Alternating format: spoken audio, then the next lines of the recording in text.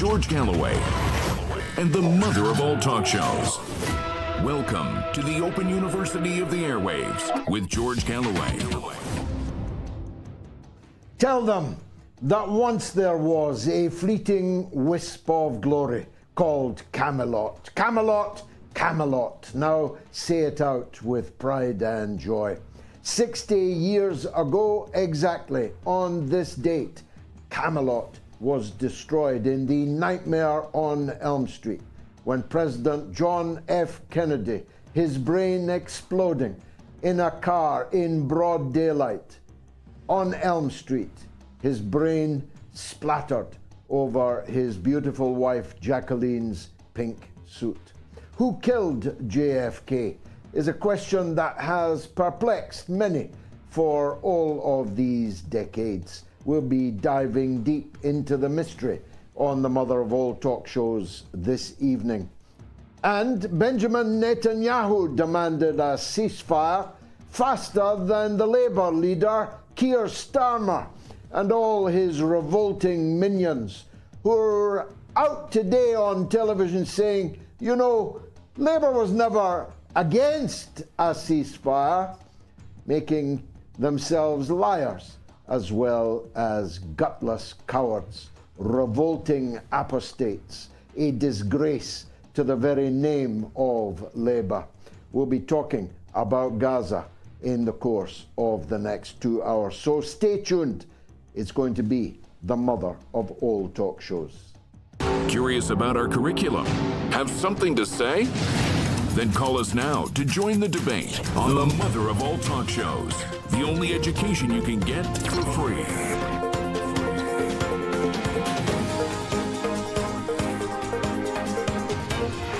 George Galloway, the mother of all talk shows. With George Galloway, the world is our classroom, and you're welcome to sit in and join the seminar. It was 60 years ago this night, a dark and cold night, where I was in Scotland, outside in the street playing football with my friends, as was my wont. My late father, on his way out to a darts match for his workplace, the National Cash Register Company in Dundee, but based in Dayton, Ohio, came out and told me that the president had been killed. I openly wept and had immediately to go indoors. For everyone of my ethno-religious background, President Kennedy was something special. His picture adorned our walls. My party piece at the age of 9 was a recitation of his inaugural address from the first day of his presidency. It was heartbreaking for many reasons. I had fallen in love with the very idea of Camelot, the very idea of Jack Kennedy and Jacqueline and their beautiful children and their handsome brothers and the set in which they moved. Everything seemed like a wisp of glory. Decades went by when the shine came off Camelot. The halo of President Jack Kennedy dimmed, but it never died. Something apart from Kennedy died that day in 1963. America died. The idea of America died, for people of my generation at least. We had high hopes of Jack Kennedy, some of which were dashed. But we believed, and I still believe, that he was the greatest of all American presidents, and that his second term would have significantly changed the order of things in America and in the world. We were excited by his promise to shatter the CIA and scatter it to the four winds. We were encouraged by his refusal to allow the state of Israel to become a nuclear weapons power. We were enthralled by his obvious and indeed early efforts to bring about détente with the Soviet Union, with Nikita Khrushchev, then the leader of the USSR. We were thrilled that he had eschewed any repeat of the Bay of Pigs fiasco, the invasion of Cuba, determined by his predecessor, though conducted in the early days of his presidency. A fiasco which led to the shedding of much blood and would lead to the Cuban Missile Crisis, which placed the world on the precipice of nuclear destruction, a precipice from which we were walked back by the skill and by the determination and the negotiating diplomatic skills of President Kennedy and his Soviet counterpart, Nikita Khrushchev. We believed that Jack Kennedy, with his brother Robert as the Attorney General, were doing everything they could to clean up the nest of mobsters, of Cuban emigres, of human filth that infested the inner circles of Washington, D.C. then and again today.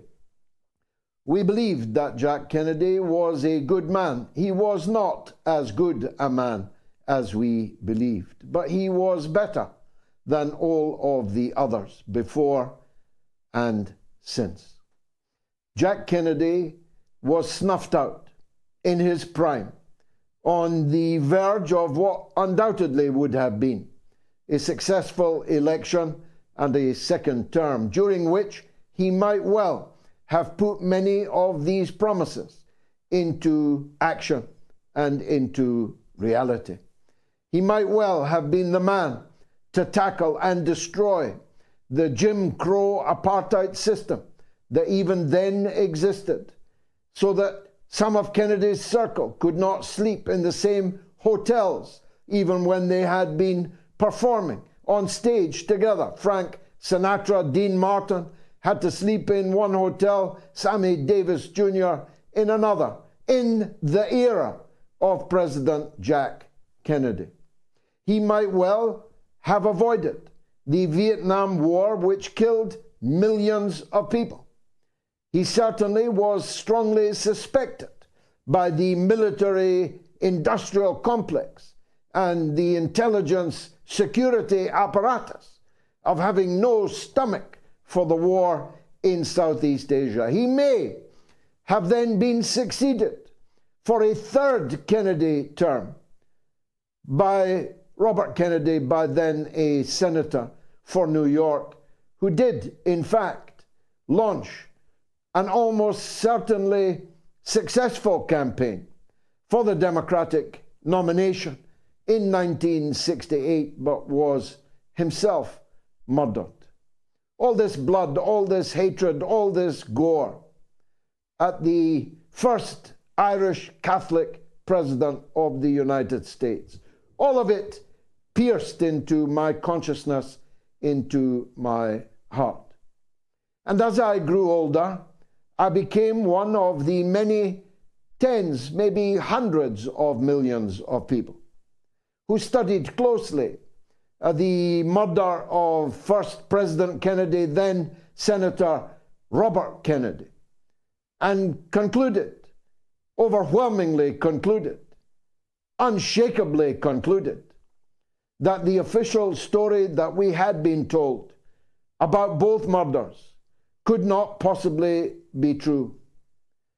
Even before we saw the Zapruder video, which makes plain as a pikestaff that President Kennedy was shot not from one direction but from two, not from one lone deranged palooka up in a book repository in Dallas, Texas, if at all by that palooka. But his murder came from the front.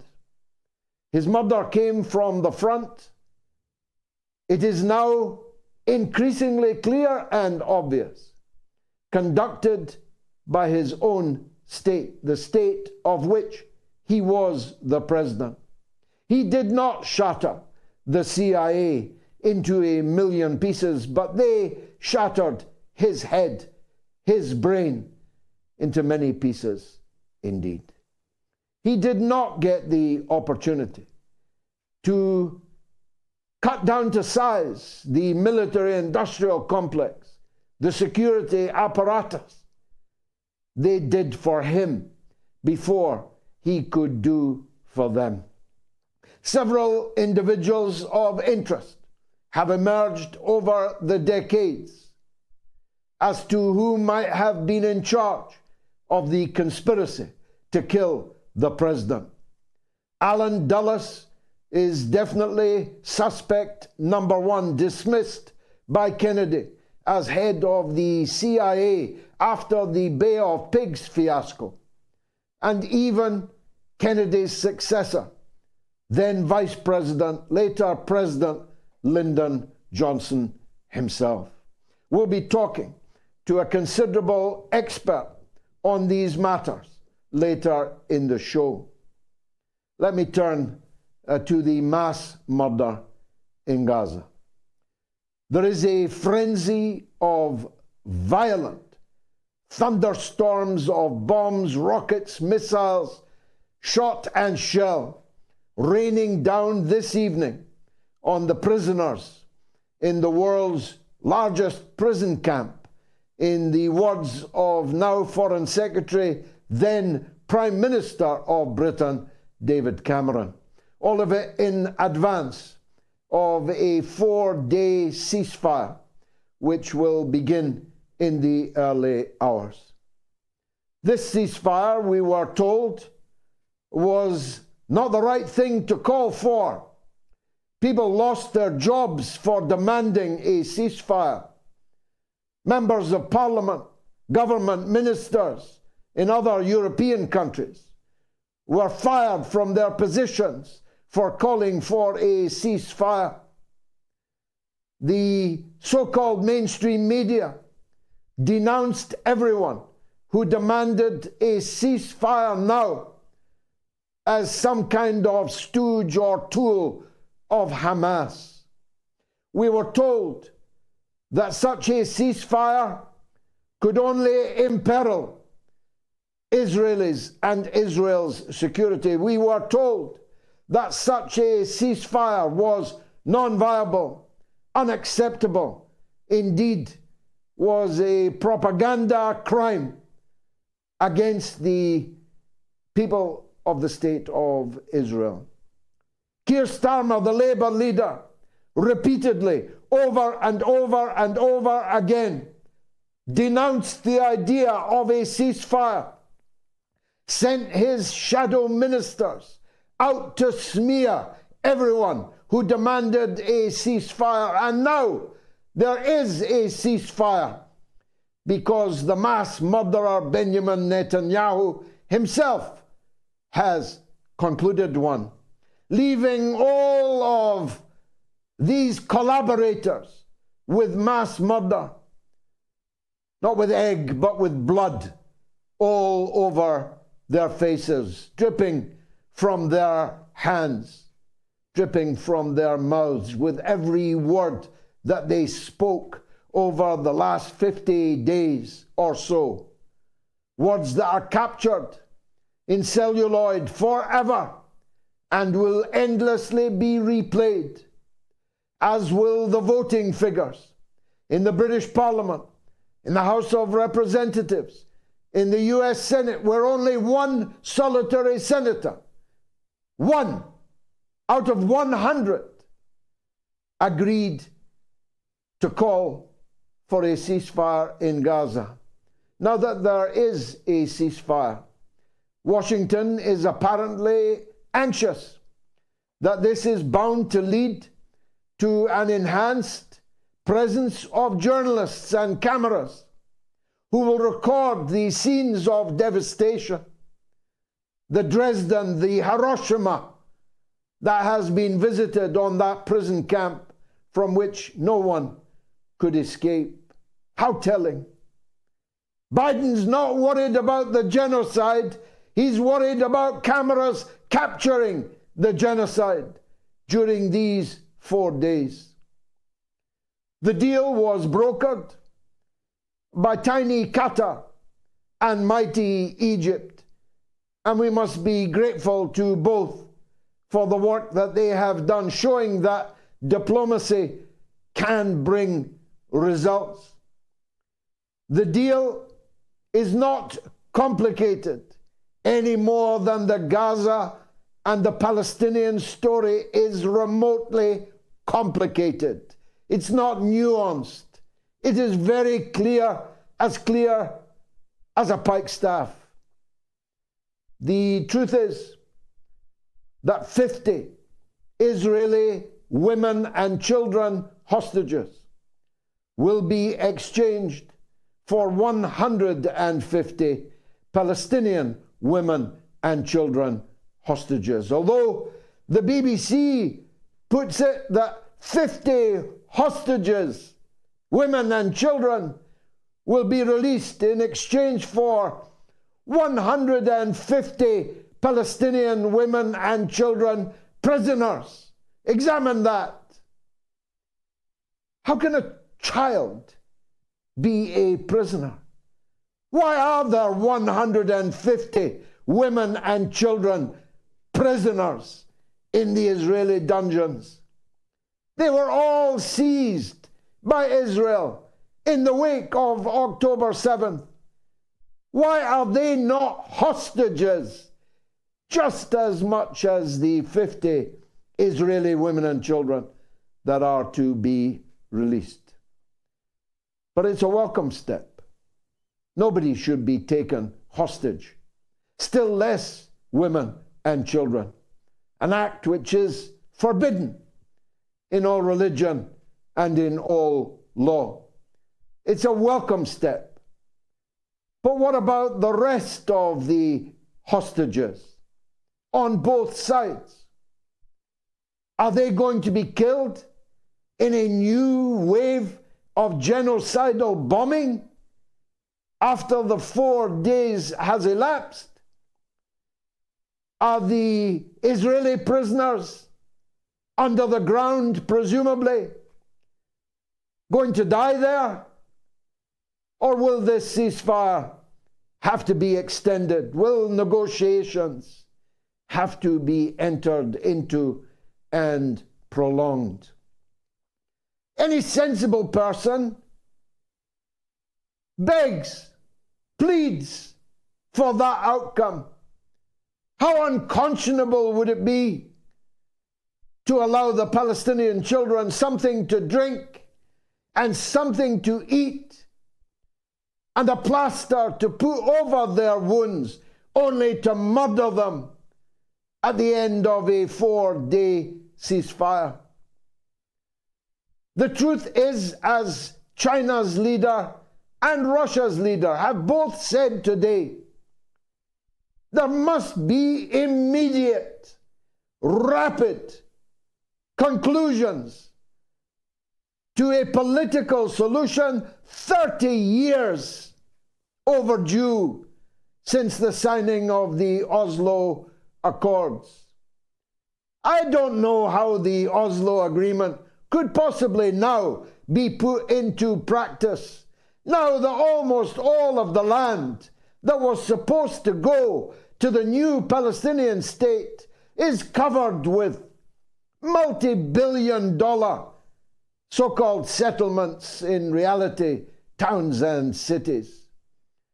But if the leaders of the world can produce this two-state solution, let them do so now. For nothing less than that, nothing less than that could possibly avoid a repetition of the slaughter, the nightmarish slaughter that keeps any normal human being awake at night, forces any normal human being to turn away from the screen as they see the mothers and fathers burying their little children, the men carrying their wives and children dead and broken from the rubble. Any normal human being wants that ceasefire to be extended and a rapid, transformative political process immediately to bring about a political solution that may last. If you're still supporting what Netanyahu himself has paused, you are a psychopath. You should not be walking among us.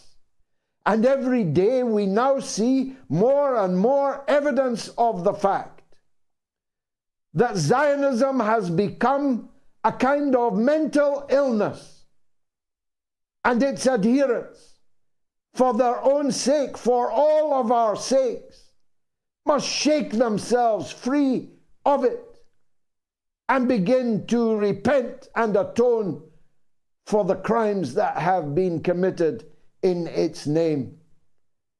If only for their own mental health, they must examine the conscience that normal human beings have and see how ugly, how crazed, how ugly that which they have been supporting. There was once a fleeting wisp of glory. It was called Camelot. Let's pray that it can return to the world someday. It's the mother of all talk shows.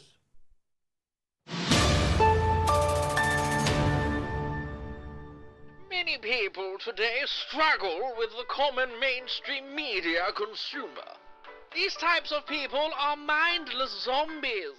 Instead of living authentically, they feed off masking their true thoughts and feelings, doing nothing and criticizing those who actually do their research. This type of media consumer can be highly manipulative, so here are some golden standard clapbacks when they start with their propaganda.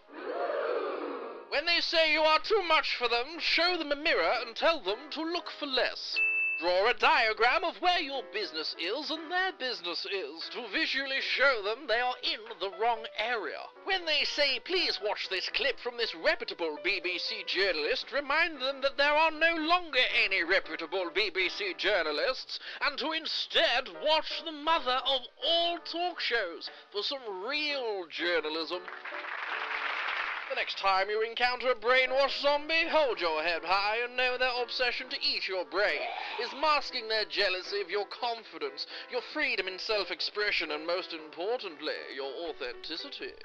Keep listening to learn more on the mother of all talk shows.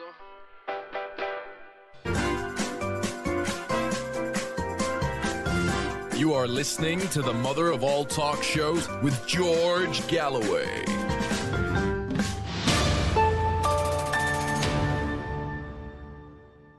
Now, if you want to comment on anything I've said or didn't say, or my guests for that matter, here are the numbers to call. It's free of charge.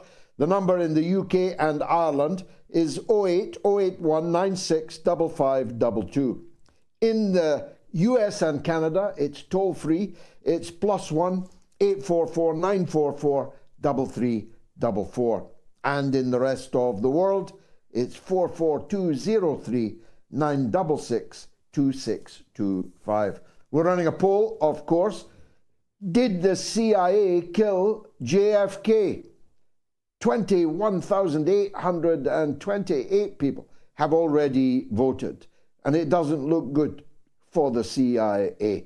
Get your vote in by the end of the show. On my Telegram, t.me/George Galloway, on my Twitter, on the YouTube community poll, and on the YouTube stream. Professor Dan Kovalik, the author and analyst, is one of the bravest men that I know. And he was recently trying to get across that border into Gaza. He and others, Max Blumenthal amongst them, have been amongst the greatest of Americans in this great time of trial over these last 60 or so days. And I'm very glad that he's safe and well and able to talk to us now on the mother of all talk shows. Professor Dan, thank you for joining us. First of all, your thoughts on the ceasefire, and then we'll talk about your own personal experience. Yes, well, I agree with you, George, that the short ceasefire is necessary. It's important. It's a beginning step, but of course it's not sufficient. We need a permanent ceasefire. We need this war to end. We need the carnage to end. And as you said, the U.S. is even afraid of the short ceasefire because it's afraid that more journalists will get in and see exactly what terror the Israelis have brought upon the people of Gaza. But certainly it's a good step, a positive step, and I hope it's the beginning of something. And it wasn't a US brokered ceasefire, it wasn't a British or French brokered ceasefire. It was brokered by Qatar and by Egypt. That too is telling, isn't it? Absolutely, and this is very typical, right? I mean, look, the U.S. is no longer in the business of diplomacy, of trying to broker peace. We know in the case of Ukraine, for example, that a peace deal was in the offing in March or April of last year, which could have saved hundreds of thousands of lives, and that the U.S. and the U.K. intervened to prevent that deal from being honored. And in the situation with Palestine now, the U.S. is playing a treacherous role, afraid, as you say, of even a 4-day pause. So yes, we must give credit to Egypt and Qatar for this ceasefire.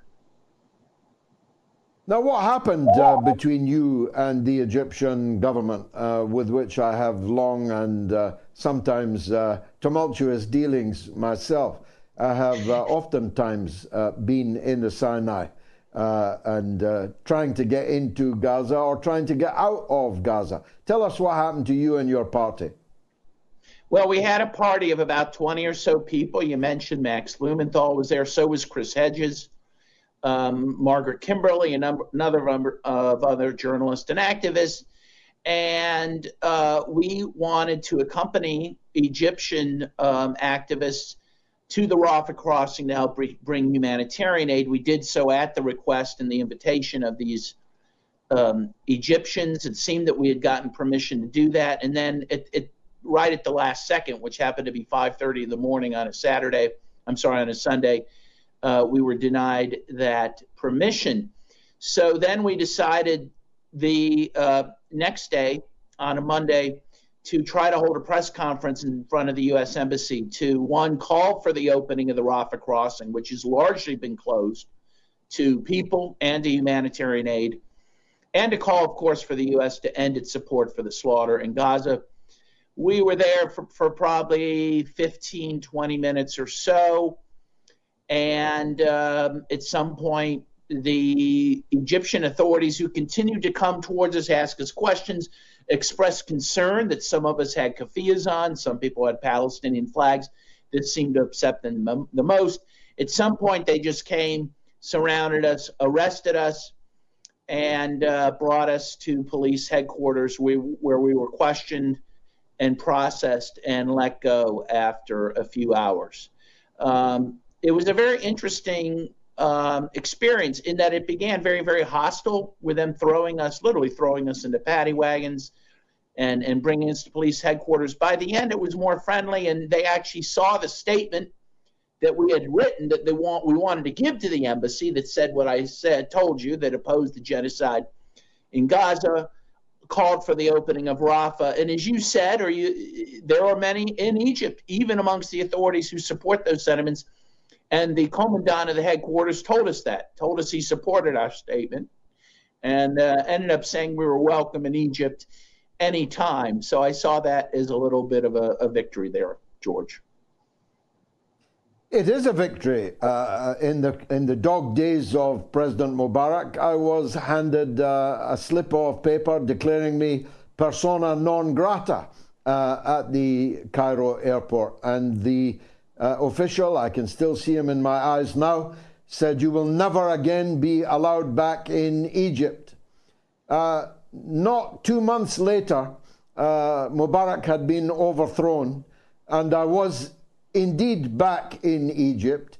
And as I came down the aircraft steps, I found a brass band on a red carpet playing a welcome note to me for my arrival. So if you didn't get that slip of paper, then you should definitely try to go back to Egypt, Dan, because there are millions, tens of millions of outstanding people in Egypt, the most important, the greatest of all Arab countries.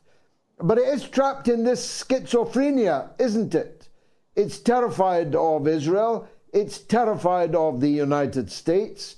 It wants to bring about ceasefires, and it is humiliated by not being allowed to open its own gate on its own territory in Rafah because Israel will attack it if it does. This schizophrenia is not good for your health, is it? No, and this is part of the schizophrenia, frankly, that plagues the entire Arab world, right? The Arab world has largely been silent about what's been happening in Palestine for quite some time. And it's for the reasons you say. It's out of fear. It's out of greed.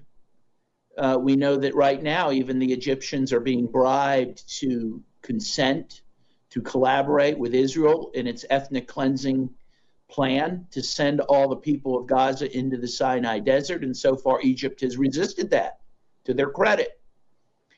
And as is the usual case, the Palestinian people are leading liberation in the region, leading liberation movements in the world.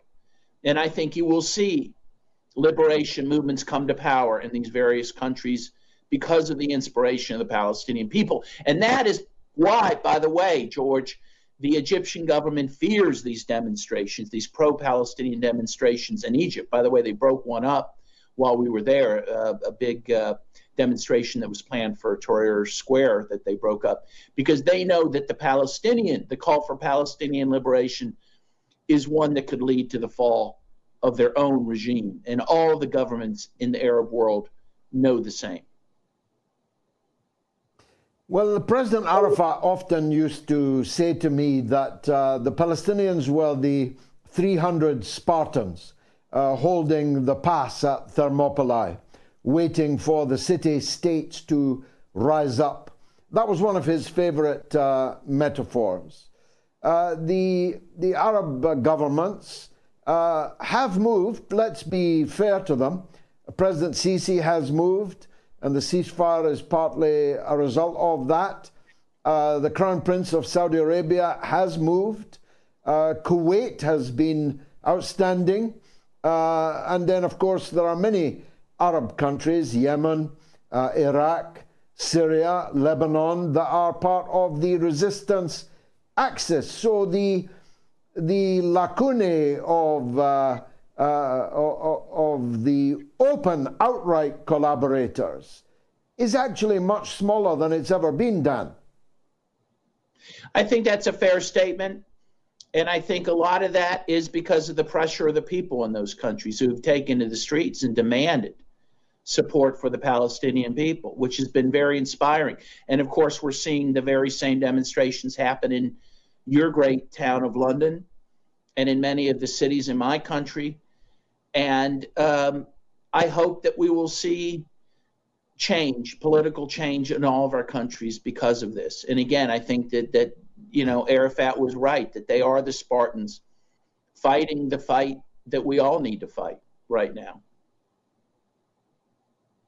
The United States government is crashing and burning. The opinion poll ratings of President Biden are at a record low, and they were already low before that. And the young voters in particular are citing his foreign policy as one of the major reasons why they could not possibly vote for him. Your thoughts on that?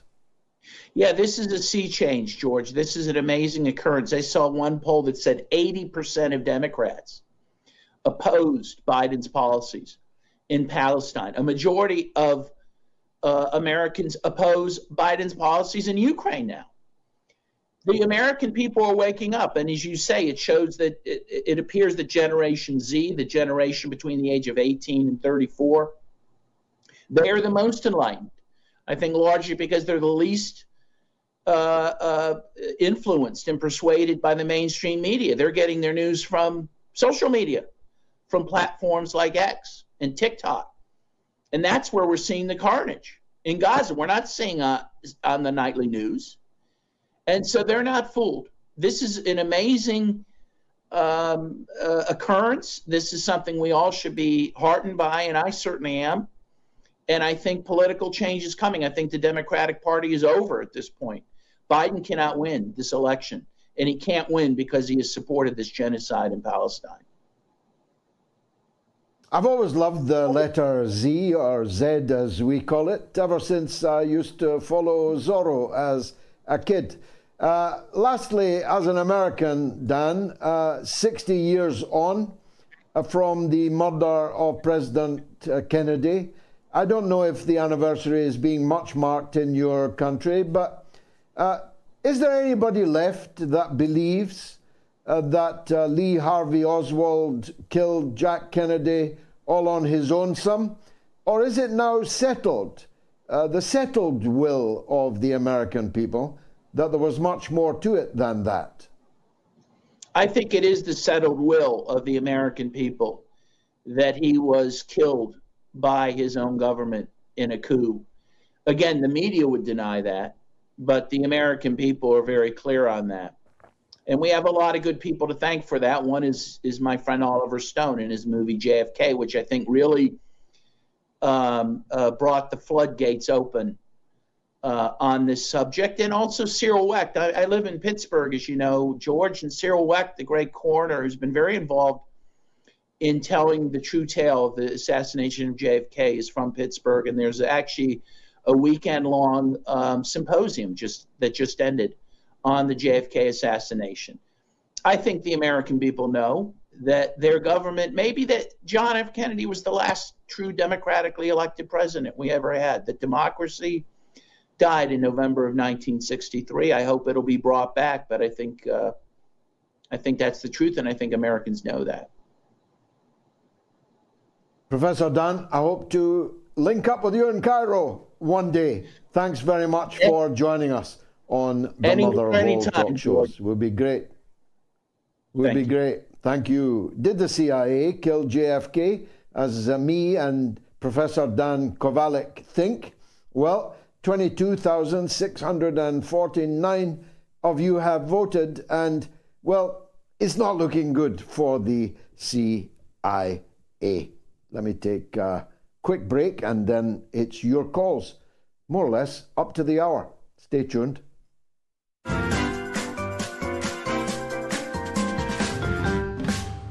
You have to remember back in 2002, 2003, there was a wish by George Bush for regime change. That's what was driving him. Nothing to do with weapons of mass destruction, which of course didn't exist in Iraq.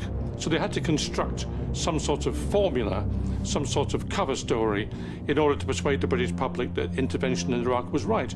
Now, David Kelly, as an expert in weapons of mass destruction, knew that this was untrue. He knew that there were probably no weapons of mass destruction in Iraq. That was a guy that could have brought down, the whole system. I reckon you're chaff. You've been thrown up to divert our probing. The Foreign Affairs Select Committee, that parliamentarian briefing, I think that was an indignity to him. We saw it on the news, and my very first thought was shock. Oh my God, you know, this man is in the eye of the media hurricane. He should be protected by that, at least. You've got that on your hands, Prime Minister. Are you going to resign over this? I don't know the details of how Lord Hutton happened to be selected, but what was certainly the case is that he was the right kind of judge to use from the point of view of Downing Street and the intelligence services as well. Of the 21 days of hearing, only one half of one day was spent on discussing the forensic aspects. That is disgusting. We were given the Hutton report the day before it was published, but actually what happened was he went too far. The events of 2003 were disgraceful ones in this country's history, and it's unfinished business. Those responsible for an illegal war, those responsible for the death of David Kelly, have not been brought to justice. There's been no inquest into David Kelly's death. There needs to be one. We need to make sure that those who behaved in a reprehensible way in 2003 are finally brought to book.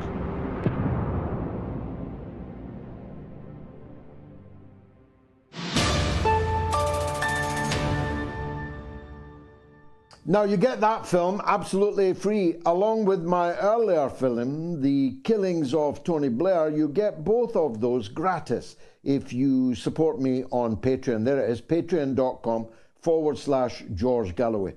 For the price of a cup of tea in a down market cafe every week, you can support my work. I hope you think I'm worth it. And if you are able to do it, please do. Patreon.com/George Galloway. Many of my patrons send in comments. Here's one on the poll. Matthew White says, like you've said before, the US changed from that day onwards, and because they got away with it, the government and its agencies tested their new model upon the rest of the world. It's all coming to an unceremonious and ghastly end now. Thank you, Matthew. John C. says the CIA, with the permission of their masters, LBJ and Dulles, guess who were happiest of all? The arms makers. And the West had the Vietnam War. As you would say, do you see where I'm going? I have never seen a country like the USA who say they're a democracy, but only if you do as you're told. What hypocrites. Thank you, John. One of our strongest, most important supporters is Graham Briggs White. He says, if you think it wasn't you, or if you think it wasn't the CIA, you are in fact in the American dream, asleep or on the sauce. Thank you, Graham. Justin says, I believe it was Mossad that killed the Kennedys. Okay, please do search for me on Patreon, patreon.com/George Galloway. My old friend Fra in Belfast, in Ireland, is first up this evening. Fra, welcome to the show. What would you like to say? Thank you very much, George. Thank you for taking my call. I met Dan in Belfast a few years ago. He's a fantastic activist and a great spokesperson. He was launching his book on Nicaragua. George, I'm phoning up about the truce. Obviously, everyone would welcome the cessation of the carpet bombing of Gaza for the next 4 days. If that, in fact, turns out to be the case, you're probably talking about 1,000 Palestinians surviving who perhaps would not. You're probably talking about 4,000 or 5,000 more who would be seriously wounded in need of medical attention, which is no longer available in especially northern Gaza. But, George, I want to play devil's advocate here. I want to play the role of an Israeli looking at the truce. Like, for 50 days, the Israeli government has failed to free so much as one captive from Gaza. But the way they'll be looking at this is, we're going to get 50 of our hostages released. Now, they can re-arrest anyone who they release as part of this truce deal with the government of Gaza. So they can rearrest people. They get 50 people out. If they try and drag this on slightly longer, as in time for captives, each day you give us a couple of captives, we'll give you another day of peace. But I would believe once all the captives are released, if that happens, then Hamas has no leverage against the Netanyahu government. There will be less internal dissent inside Israel once the hostages are released. And if the Israelis continue with their military campaign with the stated aim of destroying Hamas, which in reality is destroying Gaza, civil society, the civil infrastructure, and the civilian lives of the people who live there, for these 4 days of the truce, the Israelis can tell people no one who has left northern Gaza will be allowed to return, I believe. The food and the fuel which comes in, the fuel will only be used for sewage and for pumping fresh water. So there will be no fuel for the hospitals, no fuel for the ambulances. No one will be allowed to return to northern Gaza. They will probably use the 4 days of the truce to encourage forcibly the people in northern Gaza to flee to southern Gaza, who will then not be able or be allowed to return either. And they're threatening the city of Khan Yunis, which has over 400,000 residents, which has possibly doubled with the evacuees and refugees so far. There's no ceasefire in Gaza, in the West Bank. They're using drones. They've arrested over 2,000 people from the 7th of October. So everyone of conscience welcomes this pause, if that's all it is, in the destruction of civilian life in Gaza. But I think this suits the Israelis. It gives them time to again look at that, like where they've attacked, how they can attack further, to regroup and to reassess. And so long as Biden and America and the EU and the collaborative regimes in the region continue to give them a green light, I am very pessimistic as to where this might end. I understand you may very well have a different view. I do have a different view, quite strongly, if you'll forgive me to be as blunt as you were. We mustn't try to be more Catholic than the Pope or more royal than the King. The Palestinian resistance have negotiated this deal, and they have published their version of what has been agreed. And almost none of the things that you said there bear much comparison with the agreement that the resistance has reached. Rashid Street, for example, between North and South Gaza, is open under the terms of the ceasefire agreement for people to travel both north and south. The logistical challenge of getting in water, medicine, power for the hospitals and so on is great, but it is not precluded by the terms of the agreement. And if, as I strongly suspect, that this ceasefire turns out to be at least longer than 4 days, then it is possible that a significant amount of humanitarian relief will be able to flow. The resistance, of course, are not fools. They know the possibility, indeed likelihood, of some or all of the 150 women and children, Palestinian women and children, released, the hostages being held by Israel being released, can be rearrested. Of course, that has happened regularly. But the military hostages will certainly not be released in exchange for another day, as you put it, of peace. That would make the resistance leadership monkeys if they agreed to that, because, as you say, as soon as you ran out of hostages, full-scale genocide would resume. So you can be sure that that will not be the terms on which any remaining Israeli military hostages are released. They will only be released in exchange for considerably more than that, including the release of high-value political prisoners being held by Israel for many decades. At the top of the list will be Palestine's Nelson Mandela, Marwan Barghouti. He is always number one on the list of prisoner releases that are negotiated for, and I believe this time there's a possibility that that will be achieved. And that would be the best possible thing that could happen for the Palestinians, but for the region, for peace in the world, for the release of the #1 political prisoner in Israeli dungeons, Marwan Barghouti. Sorry to disagree so pungently with you, Fra.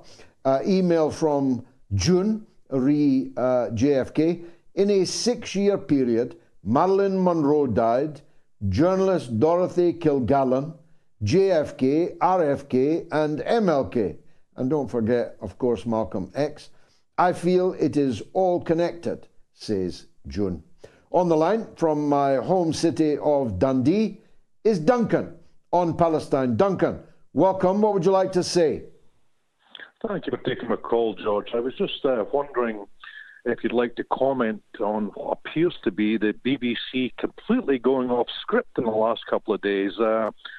They said, the IDF said they were going to give the BBC a tour of Al Shifa Hospital to show them, I guess, what they were describing as a Palestinian Pentagon built under the hospital, with all the armories and all the stuff. And I guess the Biden White House was actually calling it a military command node built under the hospital. And when the BBC went in, and I seen the broadcast, it was like they were uncovering a comedy of schoolboy errors of placing guns places and next to MRI machines, and the BBC were actually disagreeing with the IDF. I mean, what's happening here? Is the BBC straying off the reservation, or what's going on here? Only slightly, Duncan, but welcome for all that. The most magic moment for me was not on the BBC, but on CNN, when Christiane Amanpour was interviewing the former Prime Minister of Israel, Ehud Barak. And when Barak told her that, of course, there are bunkers under the Al-Shifa hospital, we, the Israelis, built those bunkers in 1983 when we were in full occupation of the territory. And Amanpour was literally in a state of shock. She had no idea how to answer. Suddenly, these bunkers that Hamas had built for their command and control node are revealed by the Prime Minister of Israel to have been made by Israel underneath Al-Shifa Hospital more than 40 years ago. Good point, though, Duncan. Off the reservation, I always love that phrase. Email from Ayaz, re Gaza. Netanyahu, after getting back as many of their hostages as possible, is going to completely flatten Gaza by bombarding it, not caring if any more hostages remain. I think this is exactly what is going to happen.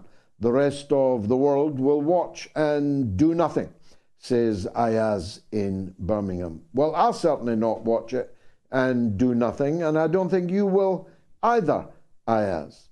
It's up to the rest of us to rise up in such numbers and deploy our strength with more skill than we have to date to force our politicians to cease and desist their active, proactive support for the genocide that we have all been watching.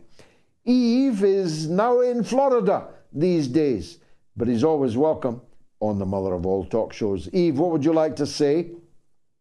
I would like to say two things. The first one is I think there is a similarity between the massacre of Sabra and Shatila and the massacre in Gaza of now.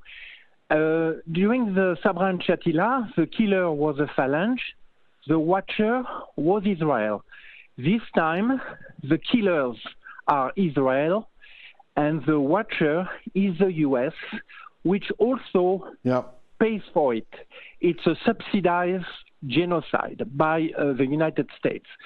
The second thing, which is a tiny good news maybe, is that during the Oslo agreement and after, we were told, and you mentioned that during your show, that it was so difficult to move those settlers for the West Bank. It was not practical.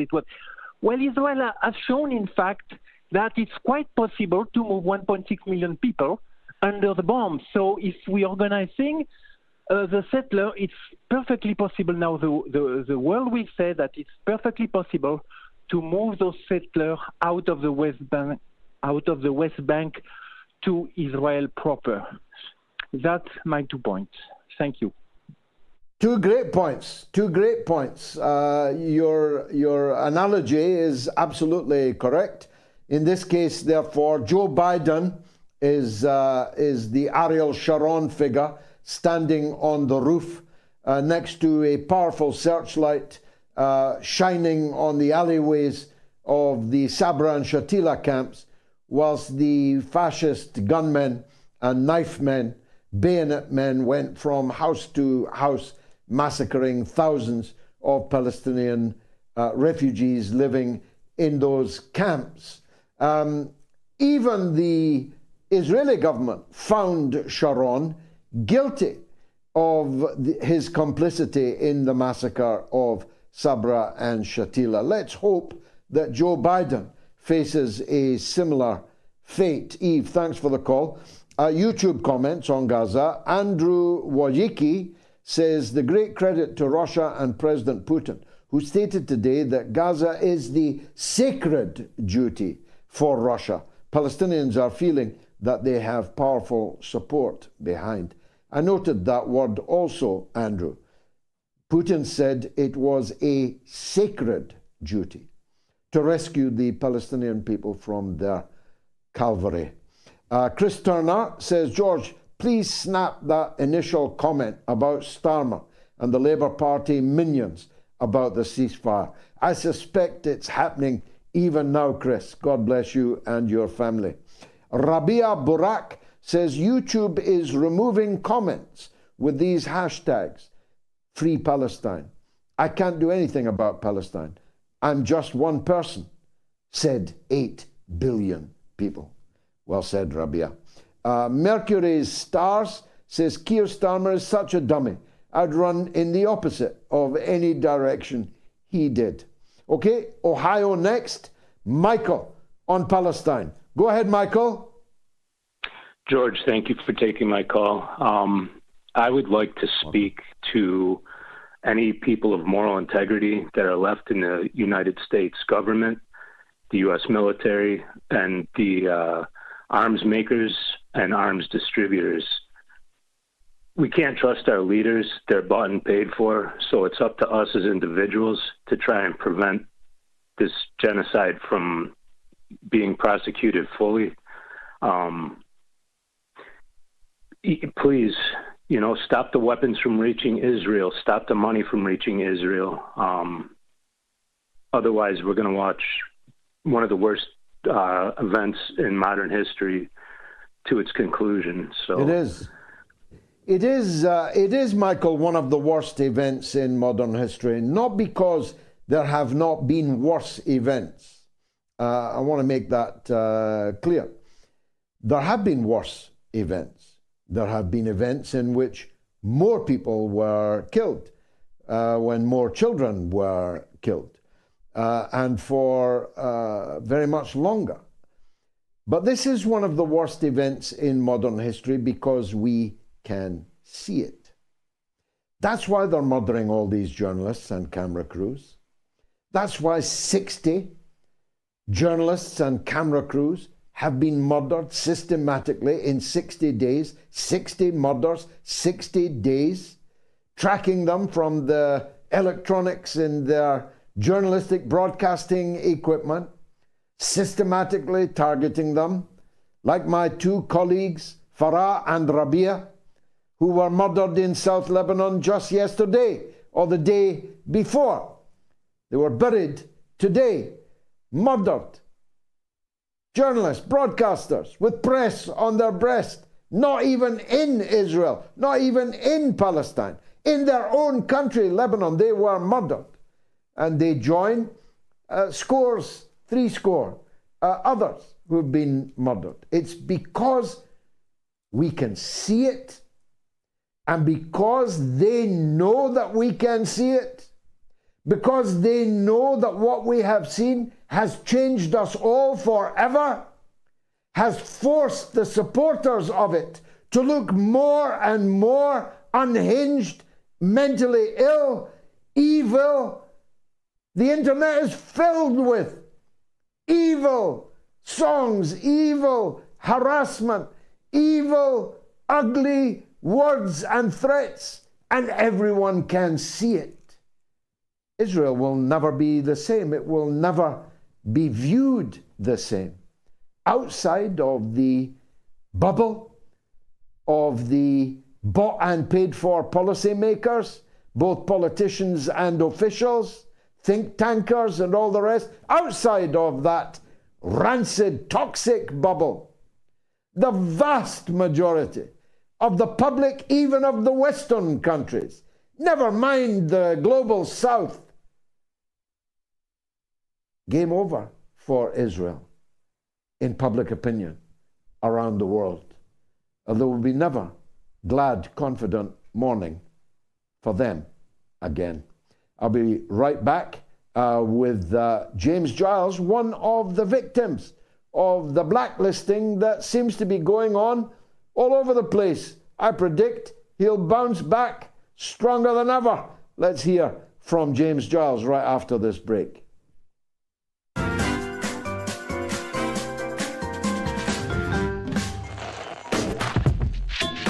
I defy anyone to contradict the point that I just made, that every person alive today was born of woman. So why would we say that the people in the labor wards, in the maternity units, are people who are giving birth? Why can't we say women? Why can't we say mothers? Why can't we say women who are breastfeeding, mothers who are breastfeeding? Why do we need to say people who are chest feeding? All of these words, and indeed all of the trend that you say you dissociate yourself from, of transgenderism, transmania, I call it, are all taking rights away from women.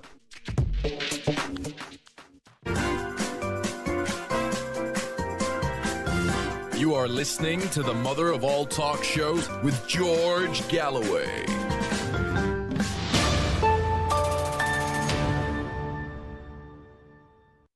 James Giles is the leader of the growing independent group of councillors on the London Borough, Royal Borough of Kingston. He is well known to viewers of the mother of all talk shows, being a frequent guest, and in another life, he worked with me for a brief time. I'm not responsible for any of his views. He's definitely not responsible for any of mine.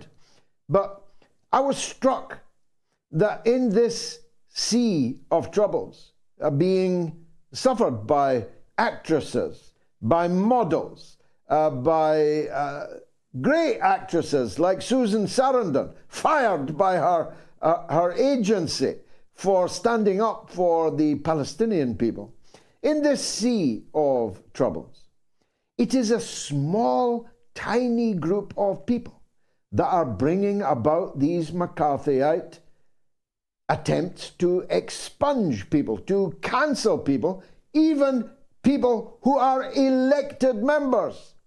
Rashida Tlaib in the United States, there was a discussion on a Twitter space the other night, didn't get closed down, nobody's been kicked off Twitter for it, in which they discussed shooting an American congresswoman because she's a Palestinian standing up for her people and their rights. So if they could shoot Rashida, what did they do to young James Giles, Britain's youngest and best councillor? Well, let's hear it straight from the horse's mouth. James, thank you for joining us. Tell us, what happened? Who did it? Who did it to you and for why? Well, look, I co-authored with a former Conservative, now independent councillor, an open letter to MPs and sent it to all 19,000 councillors, urging our elected representatives, our MPs, to back a humanitarian ceasefire in Gaza. Nothing should be controversial about that. The vast majority of the British public support that. The vast majority of the public around the world support that. And indeed, the vast majority of governments around the world support that. And within that letter, we did two things. We said, look, we know that the political parties are weighing down on officials that speak out like a ton of bricks, so you can sign anonymously. But you are publicly elected, and so if you choose not to sign, i.e. make a decision, you choose not to sign, then we will also publish a list of names, including you, in the interest of public accountability. Now, in my view, politicians should be held accountable for their views. But in this crazy day and age, that has been, in my view, deliberately distorted and taken out of context to be bullying, threatening, intimidating, and allegedly even blackmail, which I find really quite hard to believe myself. Well, of course, these people want to act in the shadows.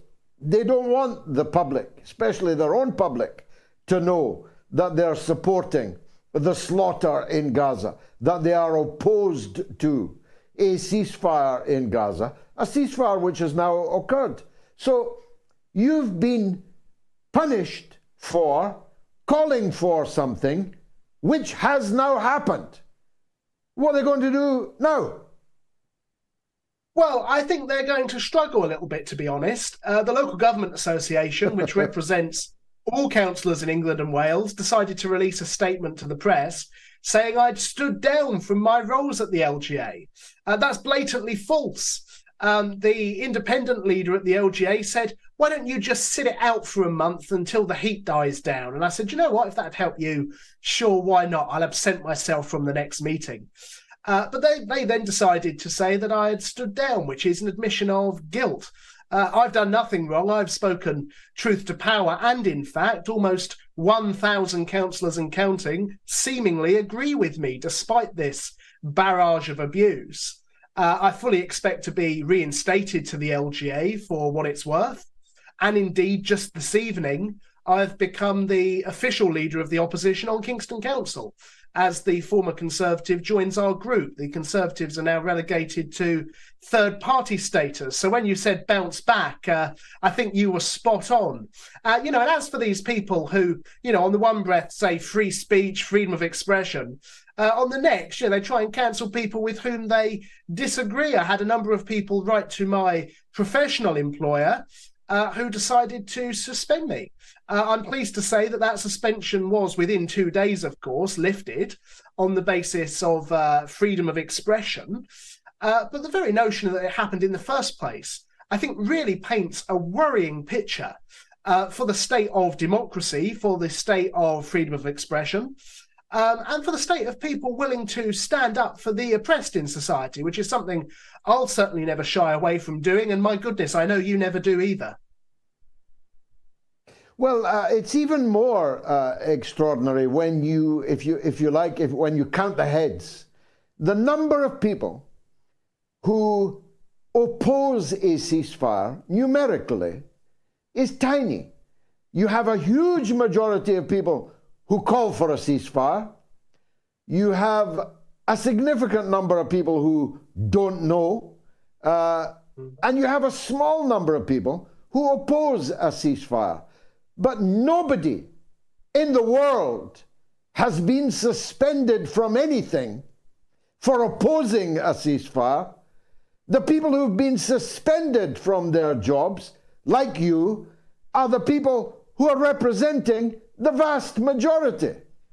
It's a paradox. It's a funny old world, as Mrs. Thatcher once said. It certainly is. It's rather perverse. Now, I think the cherry on the cake for me is just 2 weeks ago, councillors across the country here in the UK received an email from Luke Akehurst. Now, for your viewers who may not know who he is, he sits on Labour's national executive under Keir Starmer. But he was writing in his guise as the director of a lobbying group called We Believe in Israel, writing to all councillors from his perspective. When people wrote into among others, the LGA, saying, you know, I really didn't appreciate him writing in, the LGA's response was practically, well, you're on your own on your bike, he can say what he wants. And so the notion that I'm not able to say what I want, you know, frankly, is for the birds. And I'm going to keep saying it, and I'm not going to stop. And seemingly, the vast majority of councillors who have engaged agree too, which makes sense when you look at the opinion polls. But equally, you know, the people that must be held to account are people like the Conservative councillor for a region I won't disclose, who wrote back to me that Gaza should, and I quote, be razed to the ground. The irony was, in the same email, they said, but I don't give you permission to tell people that I've told you that. I mean, this is just absolutely preposterous that we've got public officials in elected office having the gall to say something as horrific as that, but as cowardly as to say, this is what I believe, but if you tell anyone, I'm going to personally sue you, which is what they said. Wow. Democracy, shamocracy. Well, congratulations on your new position. It's onwards and upwards for you. You now are the official leader of the opposition on the Royal Borough of Kingston Council.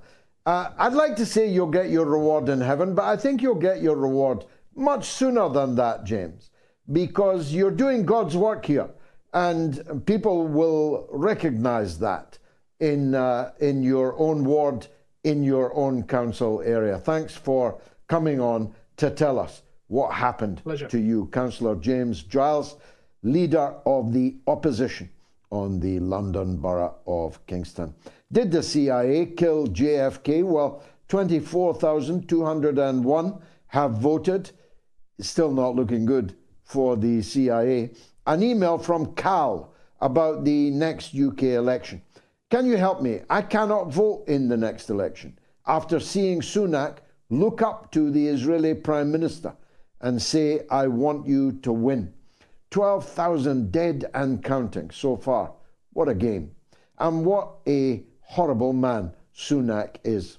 Regarding Starmer, cut off the food, cut off the water, cut off the gas. Terrible, terrible, terrible politicians. How can I vote for you, George, in the next election? Kind regards, Cal from Stoke-on-Trent. Well, I definitely will be standing in the next round of elections in 2024. But I promise you, next time, it's no more Mr. Nice Guy. Let's take a quick break, and then it's JFK from the Oracle himself, Matt Crumpton. Stay tuned.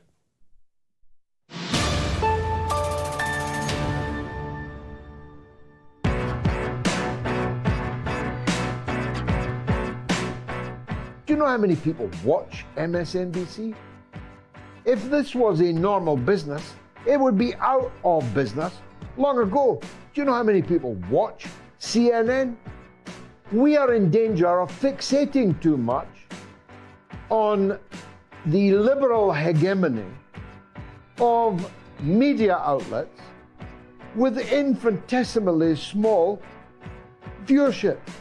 This show that you are watching has 10 times the viewership, 10 times the viewership of Rupert Murdoch's Talk TV with its budget of billions. So, you know, let's not lose hope. Let's be our own media. You're right, not everybody watches me, watches those other people that you watch. Well, it's your job, and it's everybody else's job that's watching this and agrees with me this evening. It's your job to tell as many other people as you possibly can what we are all about, how to find us, encourage them, and check up afterwards whether they took your advice, and if they didn't, encourage them all over again. Have you any idea how we would multiply if everybody watching this did that? The best part of 2 million people will watch this program over the next 7 days. If those nearly 2 million spoke to one other person, we'd be 3 million if their advice was taken. And so on and exponentially on, it is possible to go. It's in our hands, let's do it. I can't do much more than what I'm doing. I need you, the audience, to spread the word.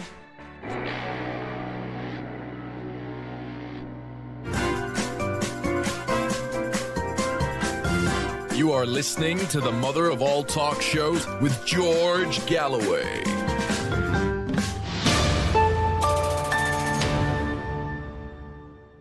Here's an email just before I talk with Matt. It's from John in Ireland, who says, I was born in the beginning of the 60s and grew up in Dublin in a Beatles JFK house. Hanging on the wall of our main room was a photograph of JFK, the Queen, and next to that was a large photograph of Ireland's hero, Michael Collins. Well, that's an eclectic group of photographs. I can't say the Queen was ever hanging on my wall, but Jack Kennedy and the Pope definitely were. Matt Crumpton is, by anybody's standards, the authority on the JFK killing. The presidency that was brought to a bloody halt on this date 60 years ago. I'm so old, I remember it well. Matt Crumpton isn't, but he knows more than almost anybody alive. Matt Crumpton, thanks for joining us. It's an auspicious anniversary, although I'd like you to tell me if it's being treated as such in the United States. Seems to me auspicious, but I can't say I've been overwhelmed by the amount of publicity that I've seen about it. So is it being treated as a big deal?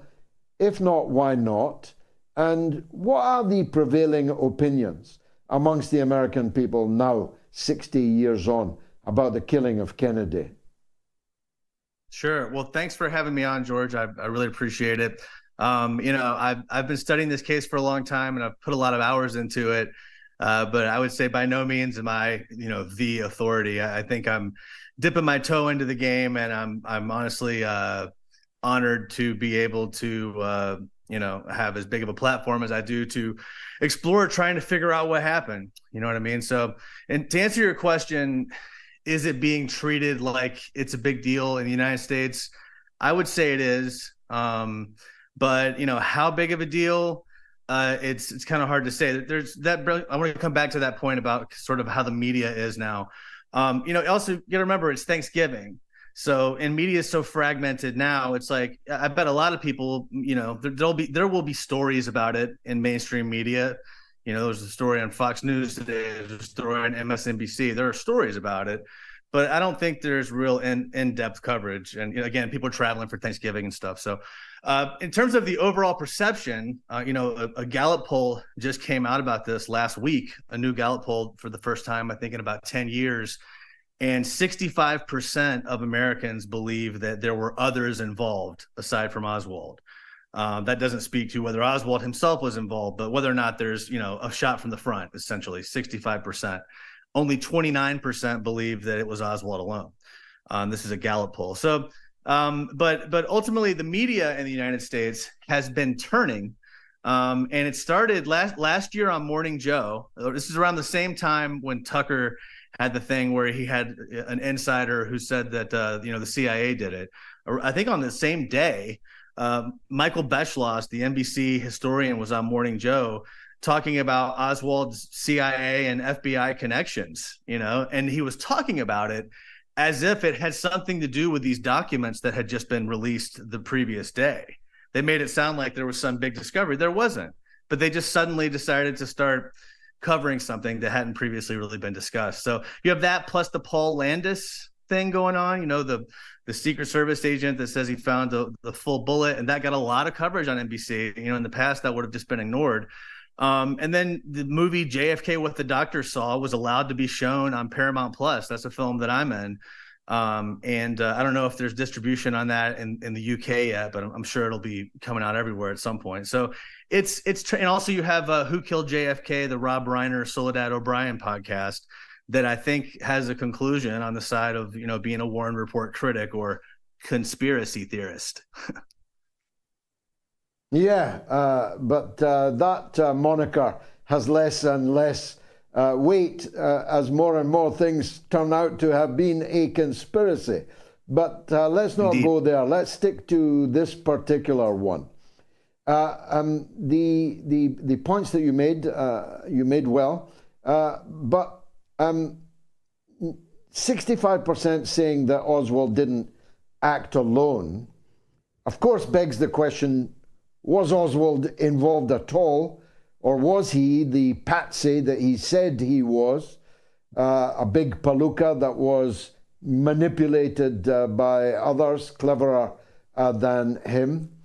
Why was he then shot dead? Why were the law enforcement officers allowing him to be shot dead before we could hear anything further, before he could be put on trial? The bullet from the front, and it seems overwhelmingly likely that there was a shot from the front, from Zapruder onwards. It's overwhelmingly likely that there was a shot from the front. Ipso facto establishes that there were at least two people involved, which is, don't need to remind you as an attorney, constitutes a conspiracy when two or more people are involved in a criminal act. I'm a little surprised it's only 65%, but within that 65, is opinion hardening, as our poll seems to show, that it was the CIA that did it? I think opinion is hardening to some extent, I would say. But the challenge is this case is so complex. And a lot of times what happens is someone will look at all the information and they'll go, hey, I think there was a conspiracy. I think the CIA did it. And that might be true, okay? But you kind of have to show your work in this case, because there are critics that have studied this and they come with receipts. And if you don't know what you're talking about, then it's very easy to go, oh, wow, maybe the CIA didn't do it. But there's counterpoints to all their points is the thing. So that's what my podcast, Solving JFK, does, is we look at the arguments of each side. I think, people like Oliver Stone and my co-author on the new book that I just wrote, JFK Assassination Chokeholds, Jim DiEugenio, guys like that, they do a good job of advancing the Warren Report critic cause, but they're not going to lay out necessarily every single argument. Although DiEugenio does in his book, Reclaiming Parkland, he kind of lays out the Bugliosi arguments. But I want to get to your 2 points that you raised. Oswald, what was Oswald's role? Okay. There's 2 questions. Was Oswald involved, and did Oswald fire a shot? Regarding him firing a shot, my answer to that question in season 1 of the podcast, we looked at it, and I think the answer is no. I don't think he fired a shot. And the main reason why is because I don't believe it's possible that he was on the 6th floor at the time the shots were fired. The most persuasive evidence to me to that end is the testimony of Arnold Rowland that he saw someone in the window with a gun at 12:15, combined with the testimony of Carolyn Arnold, who says that she saw Oswald at 12:25 on, I believe it was the 2nd floor. It might have been the 1st floor. I don't have encyclopedic memory, but I do have citations. So anyway, he couldn't have been on the 6th floor holding that gun that Arnold Rowland saw at 12:15 if he was seen by Carolyn Arnold at 12:25. And there's nobody that sees him there. The evidence on Oswald, when it comes down to it, at the end of that analysis about could Oswald have been in place, the biggest argument that Warren Report defenders still have is, yeah, but what about all the other stuff? And that's the point of the podcast, is let's take it one by one so that you can't say, what about all the other stuff? Let's go issue by issue. On the front, so then what was Oswald involved? Well, that gets to a different question. He acted really weird. Why did he get a gun and go to the Texas Theater? That's strange. A lot of people think Oswald was intelligence and he was doing what he was told. I'm not just going to make that claim without showing my receipts, but I will say that the purpose of season 2 of the podcast is to find out who was Lee Harvey Oswald really. And we get into that here in the next week or so. Today was the first episode back from a break we've been on in a while. Your second point, real quick, the shot from the front. The evidence on that is now here's the biggest counterpoint. Well, then who did it and where are they and why don't we have somebody in custody? Because they basically fired a shot in the middle of a bunch of people in daylight. How could that have happened? How did they possibly get away? And the answer is, let's break it down. You got Ed Hoffman, who's a deaf mute, and I'll do this quickly. I'm not going to do the whole thing. You have this guy who's a deaf mute who says he sees the whole thing. He sees a police officer fire a shot, break the gun down, toss it to a railroad man who has a tool bag, and he runs down the tracks. And then the police officer shows us his badge and starts talking to people who are rushing up the knoll. You got Lee Bowers, who says similar things, although not nearly as detailed, but he kind of sketches a vague, similar outline to what Ed Hoffman said. And then you got 4 guys on the overpass who all said that they saw smoke come from out under the grassy knoll, under those trees, and then they ran over to go confront the guy. They didn't just hear it, they took action, they did something. And then the biggest evidence for the front shot, aside from the Zapruder film that shows Kennedy's body going back into the left, is the spatter analysis that you have 4 police officers that are trailing the vehicle, 2 on the right and 2 on the left in like a V formation. The ones that are back and to the left are hit with bone and blood and brain matter. The one that's the closest to Kennedy is totally covered in it. The one that's the farthest to the left, he's got a shadow effect, so that he's only covered on the left side because his right side was guarded by the vehicle in front of him. Now, the 2 officers on the right, they had much less blood on them because there was a cloud from the headshot, but they had no bone and no brain. These other guys thought they were hit by bullets, but it was bone coming at them. So what does that tell you about the trajectory? And then obviously you have the big hole in the back of his head, which is the subject of JFK, what the doctor saw. Yeah, definitely the clues are all there. Could this be resolved? I mean, I was surprised that that President Trump, because it would have caused quite a bit of trouble for the Democrats, did not do as he promised he would do in the closing days of his presidency, open all the files. I'm also a little surprised that the Democrats themselves, the leading Democrats themselves, appear not to want to know what happened to their glorious leader, their wisp of glory that was Camelot. Why would they not want to get to the bottom of this? And why didn't Trump close on the deal? And might he do so if he comes back? Let's start with Trump. Did you hear what Judge Andrew Napolitano said that Trump told him? No. Have you heard? No. Napolitano said that he spoke to Trump, and Trump said, Judge, if you saw what I saw, you would know why we can't release these files. I mean, so it's, classic Trump vague language, but it sounds like he's saying it implicates the CIA. Who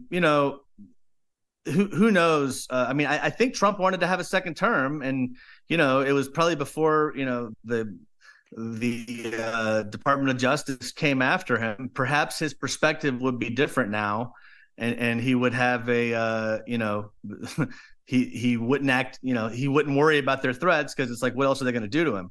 But, maybe they'll show some of the Epstein material because he was on some of those planes, I think. But anyway, he says he just met him at a party one time. That may not be true. At any rate, on the Democrat side of thing, I mean, look, man, I'm not a political analyst, but, it seems like to me, the primary issue is just the QAnon of it all, the whole thing of like politically conspiracy theorist is certainly a pejorative that, seems to be associated more with the right side of things, and Joe Rogan and folks like that. But at the end of the day, a lot, like you said earlier, a lot of conspiracies are true. It's I mean, the bottom line is, do you have facts? Do you have the data to back up what you're saying? And if you do, then we should analyze everything. I don't care if it's a crazy claim. We should look at everything. And if someone's saying crazy things, then provide factual data to win the argument, and then you can kind of move on. So that's my view. You're a young man. Do you think you'll ever see the end of this? Do you think you'll ever know who killed JFK? I think that we can get to the institutions and some of the the testimony that people have had over the years, and we can get close, I think, in terms of, are we going to know who the trigger man was, on the grassy knoll, if that's where he was? I don't know if we'll know that, because it could be some, there's a lot of different theories out there. I think that's going to be the hardest part, is once we get into trying to figure out, okay, so season 2 of my podcast is who was Oswald really? So we're going to go deep on Lee Harvey Oswald, his childhood, Marines, Russia, when New Orleans is huge, Dallas, did he go to Mexico City? Did he have intelligence ties? Why are all these people impersonating him all the time? That's pretty weird. And then season 3 down the road, we're going to look at, if not Oswald, then who? So I think that's the information, everybody. That's the spiciest stuff that people really like to talk about. So I want to show my work and lay it all out. And that's kind of what we're doing on Solving JFK.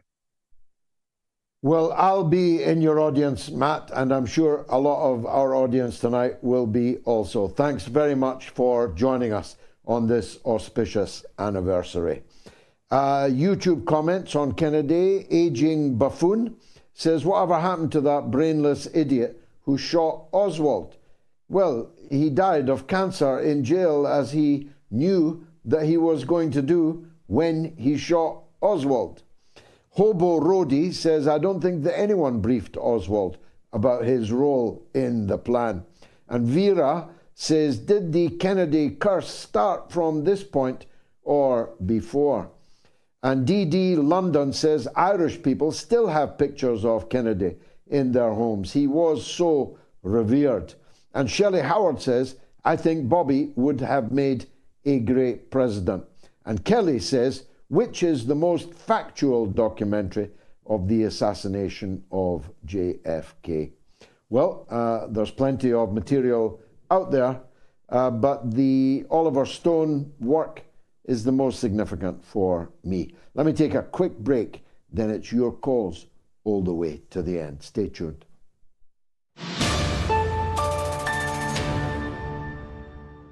A new dawn has broken, has it not?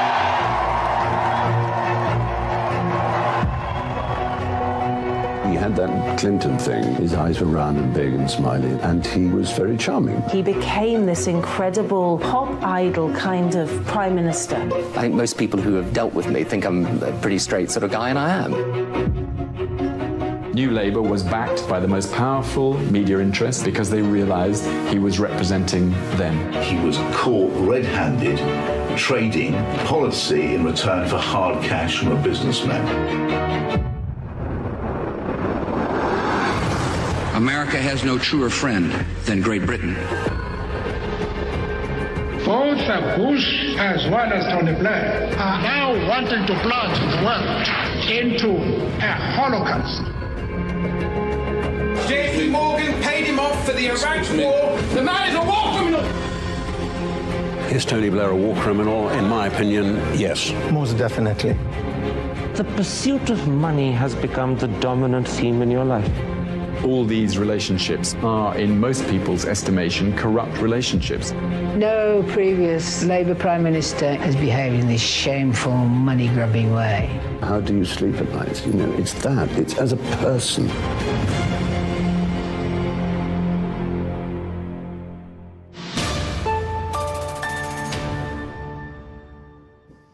Well, I did tell you that all these European leaders, so-called social, so-called Democrats, were fully off and that they would fall, and that it wouldn't necessarily be a pretty sight what came after them. I just see, can't confirm, reports that the right-wing extremist Geert Wilders has won the elections in the Netherlands, which portends significantly for the German elections next year. We'll be looking at this more on Sunday when it becomes more clear. Did the CIA kill JFK? Well, 96% of the voters on Telegram say yes, they did. On Twitter, 91% say yes, they did. On the YouTube community poll, 94% say yes, they did. And on the YouTube stream, also 94%. Only 4, 9, 6, and 6% say no. And that's a poll of almost 25,000 people. You've got about 5 minutes or so to get your vote in on that. George, you were in the Army Cadets. You must have fired a weapon. A friend of mine, Richard, that I was in the forces with, visited the book repository when they still let tourists look out of the window at the assassination site. He said from that window, at a distance, it would be impossible to hit a moving target twice in the head with a high-velocity weapon. You have the recoil. The second shot would have had to have been a complete fluke. Oswald or anyone else could not have done it from there in a month of Sundays. Thanks, Tony. Not only have I fired a weapon, can I fire a weapon? I can strip an SLR in the dark, blindfolded, and put it back together again. Interesting note for anyone who wishes to harm me. A very good point indeed. Jim is in Florida on the JFK documentary. Jim, go ahead. Hi, George. Can you hear me? Yes, you're welcome. The whole world's listening. Go ahead, Jim. Wonderful. I was going to recommend to you and certainly to your guest and the person who inquired that the best documentary I have seen on JFK's assassination is one called JFK to 9/11, Everything is a Rich Man's Trick, by a gentleman named Francis Connolly. I don't know if you're acquainted with that. It's quite a big chunk to look at. It's like a 3.5. Yeah. Yeah, I mean, you may want to take a couple of. There's been a lot. There's been a lot of conspiracies in that stretch of time. That is for sure. Sure.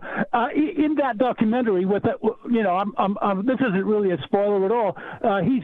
He comes to the conclusion essentially that yes, indeed, the CIA was involved, but also the mafia was as well. He refers to things like the memoirs of the mafia boss Sam Giancana, who talked about working closely with the CIA. He ends up, Giancana that is, he ends up saying that the CIA and the mafia, by the time that they were done dealing with each other, were essentially the same organization, which may come as a surprise to some of my fellow Americans.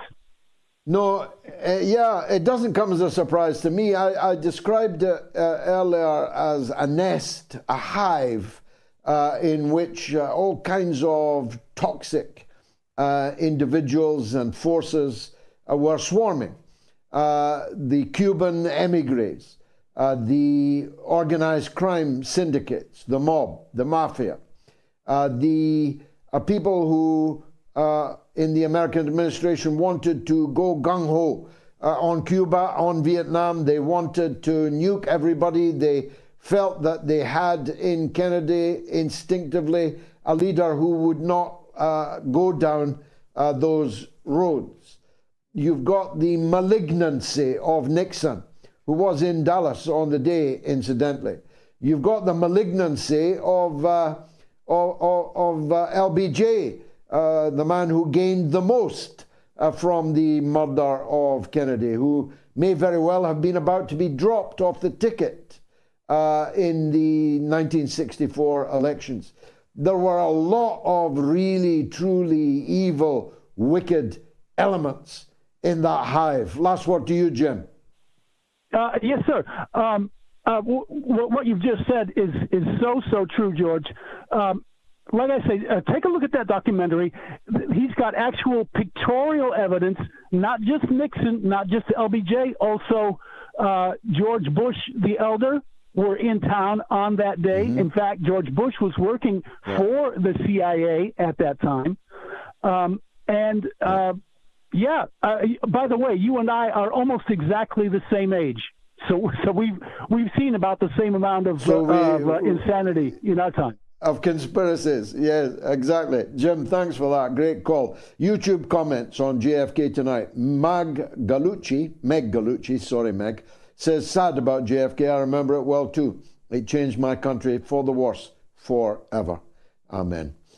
Toby Clear says, one of the definitions for top secret is that the information, quote, would cause extreme embarrassment, unquote, if known by people without an official need to know.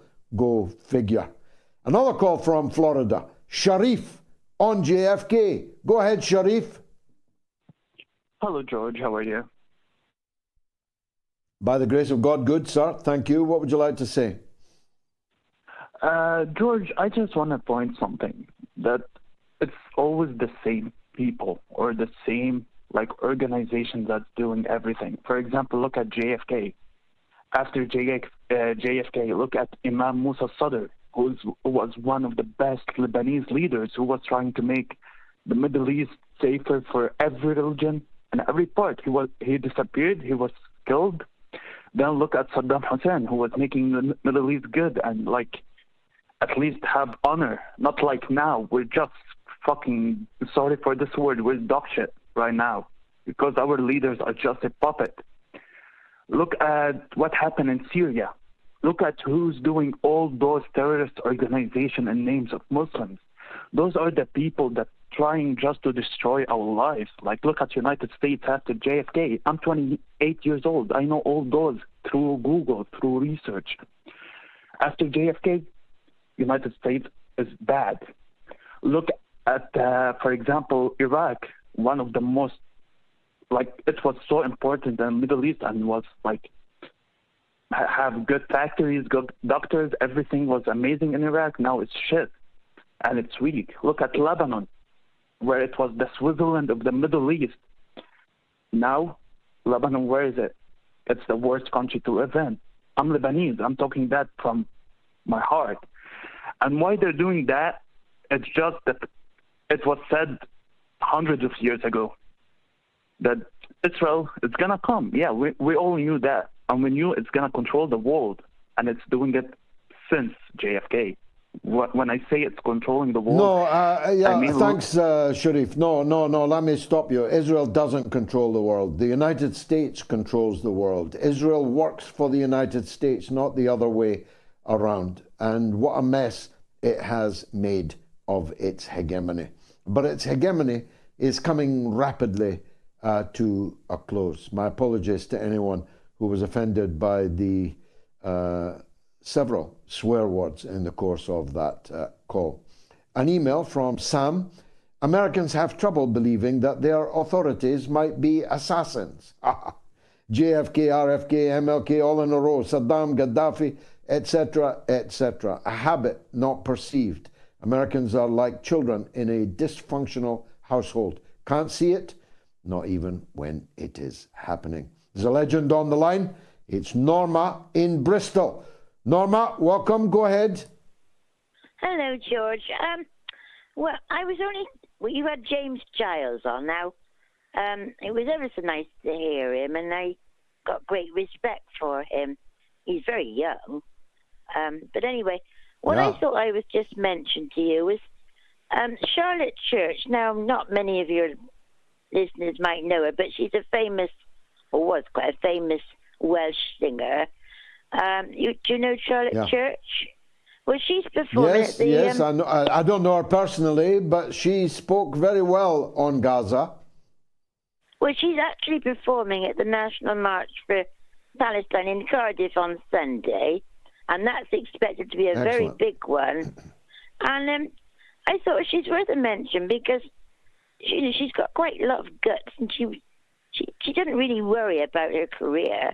And should probably get some attack later from different angles, but I applaud her, basically, you know. Me too. A big round of applause for Charlotte Church. The truth is that we have to stand up. Silence is complicity. Walking by on the other side of the road from someone lying in trouble is a godless, indeed sacrilegious thing to do. We have a duty as religious believers, we have a duty as non-believers, as human beings. You don't have to be a religious believer to want to come to the side of the Palestinians who, like the man in the parable of the Good Samaritan, is lying bleeding. And if you pass by on the other side of the road, you are a part of the crime. If you are too cowardly to speak up when you know the truth, then you are a part of the crime. You'll have to live with your own conscience. If you are a believer like me, you will have to face the Lord on the day of judgment and explain why. You could, but you didn't cross the road to help the bleeding. Dante Alighieri says, great hug for you and your family, Norma. You are a role model and inspiration to us all. Thank you, Dante. Thank you, Norma. An email from Ismail. Having seen Piers Morgan's hypocriticalness in a recent interview with Joan Collins, when he stated 40 babies were beheaded, unquote, and in another interview with Bassem Youssef, he remarked, quote, I didn't say that, unquote, referring to him saying he didn't say 40 babies were beheaded. Do you think it would be possible to have a formal interview with Piers Morgan regarding the Israeli-Hamas conflict so you can expose his true intentions? The only formal interview with Piers Morgan that I'm looking forward to is a formal interview by the police for the many crimes that he has committed, including tapping my own personal telephone. On line one, Graham is in Worcestershire on the Falklands, Argentina. That's an interesting turn of events, Graham, isn't it? Go ahead. Yes, good evening to you. Nice to talk to you today. I was just wondering what your opinion is that he wants to take the Falklands back now they took power in Argentina.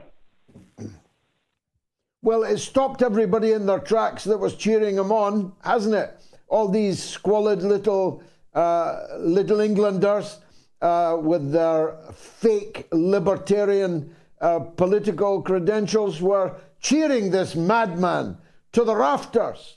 He was the second coming, Donald Trump having been the first, the second coming of the libertarian messiah who's going to dollarize the Argentine economy, who's going to leave the BRICS, which Argentina only recently joined.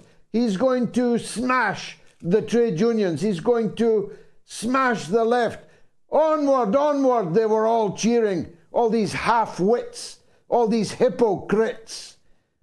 And then, out of the blue, he declares he is going to liberate the Falkland Islands from British colonial rule. Can you just feel the gas escaping from the bloated monuments to the right wing in Britain, Graham? Can't you just feel their pain? Last word to you. Well, I wonder if our Prime Minister is going to do anything about it, i.e. send the Navy, one of our aircraft carriers, down to the Falklands. We don't have any Navy. What are you talking about? We've not got a Navy. Our aircraft carriers are stuck together with glue, literally. In any case, we've already sent our Navy to the Eastern Mediterranean to fight the ragged-arsed, barefoot refugees in the Palestinian refugee camps. Tough luck, Graham. YouTube comments on JFK. Jodie Everett Peterson says the AMA did a lengthy study and demonstrated how when a bullet hits in the rear of the head and exits out the front, it releases gas out the front, which throws the head back. Aye. Right. And Skip adds, says the very word secrecy is repugnant in a free and open society, and we are, as a people, inherently and historically opposed to secret societies. Who said that? President John Fitzgerald Kennedy said that. No idea to whom he could have been referring. YouTube comments on JFK. Morpheus X says Bush Sr. called the police station, claiming it was Oswald who did it that day. But when he was asked where he was that day, when he was running for president, he said he didn't remember where he was.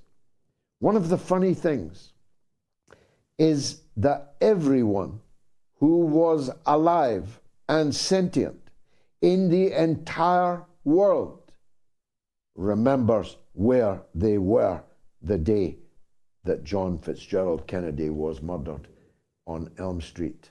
Everybody except George Bush Sr.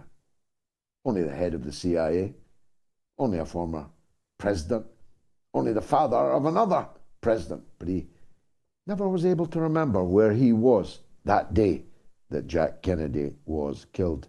Pinko de Gallo says we have to apply maximum pressure until the US breaks up into entities that work better for the people they displaced and enslaved to build it. On line 2 is Nader in Chicago on Palestine. Nader, welcome to the show.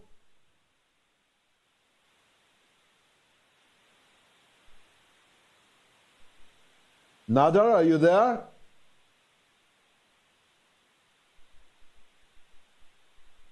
Nader, you've lost your chance. That was Nader in Chicago. Let's see if he does speak on the line. The poll is now closed. 25,000 people have voted. Did the CIA kill JFK? Overwhelmingly, on all platforms, 9-1 people believe that the CIA killed Jack Kennedy. Is Nader back on the line? If not, let's get another caller up. It is an auspicious occasion, at least for people of my age, who were alive and who remember it, who thought that they saw a wisp of glory in the very brief, fleeting interlude of Camelot. We may have been right, we may have been wrong, but as Bob Dylan says in his epic, and I mean epic track, Murder Most Foul, America was murdered that day too, not just Jack Kennedy. The blood was not just on Jackie's pink suit. The blood was everywhere. It spread everywhere. America has been bleeding internally ever since, one after the other. The political leaders of America were systematically murdered. It's almost impossible now to fathom it. If it happened today, in the age of social media, in the age of a more democratic media, it would be something that was seen for what it was, epochal, world-changing, country, nation, people changing. Jack Kennedy was the king of America that day. He was the most popular incumbent president ever going into an election for a second term. No one doubts that he would have won it by a landslide. He inspired a hope in America. He inspired many people to believe in America. His eloquence, his looks, his wife, his children, his religion, his apparent goodness made that song, I Want to Be an American, likely. Most people then, prior to November of 1963, in Western countries, probably did want to be an American. But after what happened, and everything went south, and all the blood that flowed, the murder of Kennedy, the murder of Malcolm X, the murder of Martin Luther King, the murder of Bobby Kennedy, all in the space of 5 years. 4 towering figures in the United States who could have changed that country. And if that country had changed, how different would the world have been? There'd be millions of Vietnamese alive that were killed, just for starters, and many, many more. Don't get me started. I don't have time. Final call is from Davinder in Leicester, in England, on Palestine. Davinder, welcome to the show. What do you want to say? Hi, George. Thank you for taking my call. I'm a bit nervous, but obviously I've been watching you, and I'm, been wanting to ring, but today I was actually on time. But what I wanted to say was the Arab reaction, and I've pondered over this for a long time and listened to what you've been saying, and my own thoughts is all about self-preservation. I mean, a lot of these Arab nations have always been in bed with Israel, even though they're people who they govern may be totally against it. And I think that personally, I think the self-preservation is America will sanction them. They've got a lot of money abroad. They won't be able to travel, etc. Life's going to get a lot tougher. Apart from places like Egypt, I mean, Iran is totally different ball game altogether. But Saudi Arabia, some of these other countries, I think they've taken the cover off. They're in bed with them. They've taken the duvet cover off. But eventually want to get back in bed. But I think the only fear they've got now is the fear of like Egypt, especially. They're playing the game, but trying to delay. I mean, how long does it take to, get up and stand up? 14,000 people have died, children. It's on widescreen TV. Nobody's saying anything, including us, the British.